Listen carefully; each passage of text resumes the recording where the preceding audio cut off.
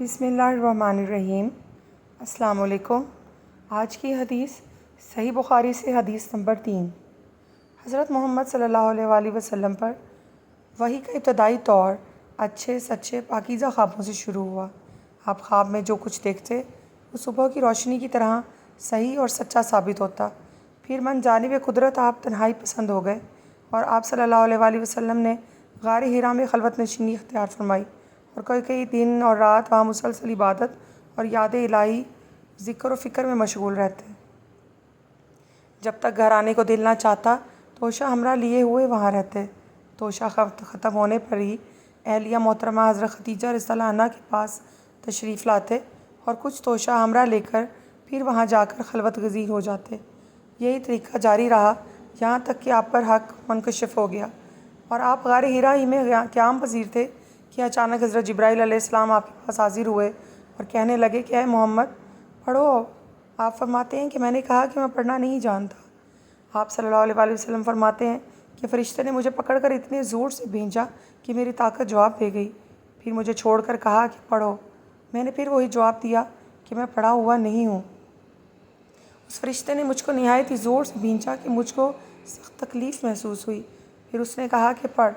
میں نے کہا کہ میں پڑھا ہوا نہیں ہوں۔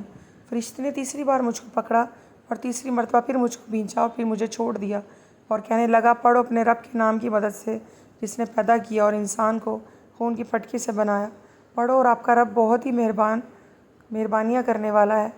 بس یہی آیتیں آپ حضرت جبرائیل علیہ السلام سے سن کر اس حال میں غار حرا سے واپس ہوئے کہ آپ کا دل اس انوکھے واقعے سے کانپ رہا تھا۔ آپ حضرت خدیجہ کے وہاں تشریف لائے اور فرمایا کہ مجھے کمبل اڑا دو، مجھے کمبل اڑا دو۔ لوگوں نے آپ کو کمبل اڑا دیا۔ جب آپ کا ڈر جاتا رہا تو آپ نے اپنی زوجہ محترمہ حضرت خدیجہ رضی اللہ عنہا کو تفصیل کے ساتھ یہ واقعہ سنایا اور فرمانے لگے کہ مجھ کو اب اپنی جان کا خوف ہو گیا ہے۔ آپ کی اہلیہ محترمہ حضرت خدیجہ رضی اللہ عنہا نے آپ کی ڈھارس بندھائی اور کہا کہ آپ کا خیال صحیح نہیں ہے، خدا کی قسم آپ کو اللہ کبھی رسوا نہیں کرے گا۔ آپ تو اخلاق فاضلہ کے مالک ہیں، آپ تو کنبہ پرور ہیں، بے کسوں کا بوجھ اپنے سر رکھ لیتے ہیں، مفلسوں کے لیے آپ کماتے ہیں، مہمان نواز ہیں، آپ بے مثال ہیں اور مشکل وقت میں آپ امر حق کا ساتھ دیتے ہیں۔ ایسے اوصاف حسنہ والا انسان یوں بے وقت ذلت و خواری کی موت نہیں مر سکتا۔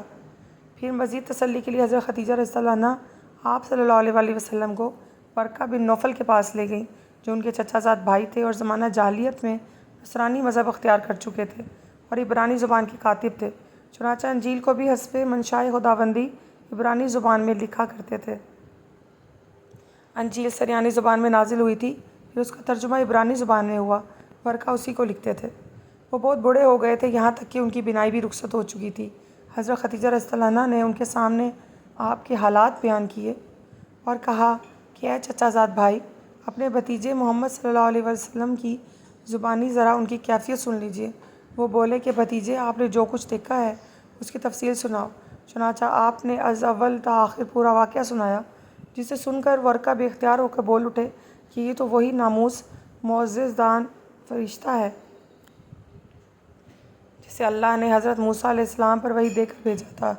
کاش میں آپ کے اس عہد نبوت کے شروع ہونے پر جوان عمر ہوتا، کاش میں اس وقت تک زندہ رہتا جب کہ آپ کی قوم آپ کو اس شہر سے نکال دے گی۔ رسول کریم صلی اللہ علیہ وآلہ وسلم نے یہ سن کر تعجب سے پوچھا کہ کیا وہ لوگ مجھ کو نکال دیں گے حالانکہ میں تو ان میں صادق و امین مقبول ہوں؟ ورقہ بولا ہاں، یہ سب کچھ سچ ہے، مگر جو شخص بھی آپ کی طرح امر حق لے کر آیا لوگ اس کے دشمن ہی ہو گئے۔